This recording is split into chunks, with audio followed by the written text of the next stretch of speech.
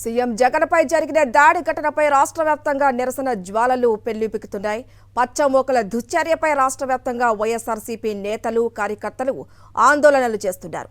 వైఎస్ఆర్సీపీ శ్రేణులు ఎక్కడికక్కడ రోడ్డెక్కి ధర్నాకు దిగుతున్నారు. సీఎం జగన్పై దాడిని ఖండిస్తున్నారు. చంద్రబాబు కుట్రలో భాగంగానే సీఎంపై రాయితో దాడి చేశారని ఆరోపిస్తున్నారు. ఎక్కడికక్కడ టీడీపీ పోస్టర్లు తగలబెడుతున్నారు. సీఎం జగన్ను ఎదుర్కోలేక ఇటువంటి నీచ రాజకీయాలకు పాల్పడ్డారంటూ ఆగ్రహం వ్యక్తం చేస్తున్నారు.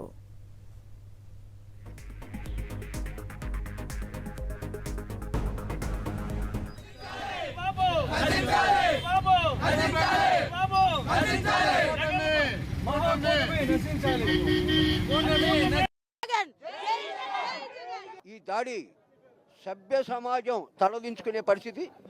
ఒక ముఖ్యమంత్రి మీదే ఈ రకంగా దాడి చేస్తే సామాన్యుల వాళ్ళ పరిస్థితి ఏంటి? దమ్ము ధైర్యం ఉంటే రేపు జరగబోయే ఎన్నికల్లో ఏది పోటీ చేసి మా మీద గెలవండి, దమ్మేందో అప్పుడు చూసుకుందాం. ఇలా జరగడం చాలా ఏమైనా చర్య. ఇలాంటివి చేయాలంటే మన జగన్మోహన్ రెడ్డి గారు ఎప్పుడూ చేయదలుచుకునేవారు. నేను ఒకటే చెప్తున్నా, మన యూత్ తరఫున వీటన్నిటికీ మీరు సిద్ధం అంటే మేము ఎప్పటి నుంచో అన్నిటికీ సిద్ధంగానే ఉంటాము. కానీ దీని అన్ని ఖండిస్తున్నాం కాబట్టి జగన్మోహన్ రెడ్డి గారు ఇవన్నీ ప్రోత్సహించట్లేదు, మన విశ్వేశ్వరరెడ్డి గారు కూడా ఇవన్నీ ప్రోత్సహించట్లేదు కాబట్టి మేమంతా కట్టుదిట్టంగా క్రమశిక్షణతో మెలుగుతున్నాము. దీనికి అనుగుణంగానే పోతున్నాం తప్ప ఎవరికి భయపడైతే కాదు. లేదు మీరు ఈ విధంగానే వస్తామంటే మేము అన్నిటికీ సిద్ధమని దీని ప్రకారంగా చెప్తున్నాం.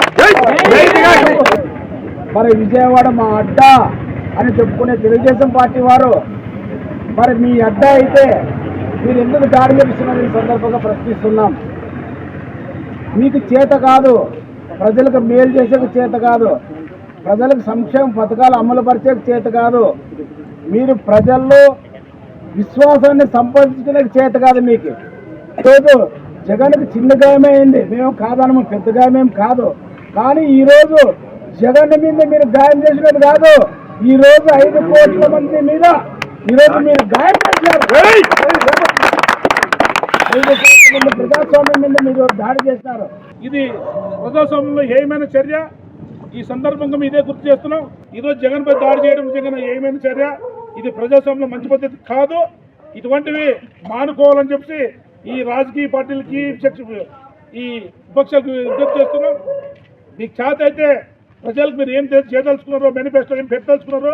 ఆంధ్రప్రదేశ్ రాష్ట్రంలో సంక్షేమ పాలన అందించు పేద బడుగు బలహీన వర్గాల ఆశాజ్యోతిగా వెలుగొందుతున్నటువంటి మన ప్రియతమ ముఖ్యమంత్రి జగన్మోహన్ రెడ్డి గారి మీద ఈరోజు దాడి జరగమైనటువంటి ఒక ప్రజాస్వామ్యం మీద జరిగిన దాడిగా మేము పరిగణిస్తా ఉన్నాం.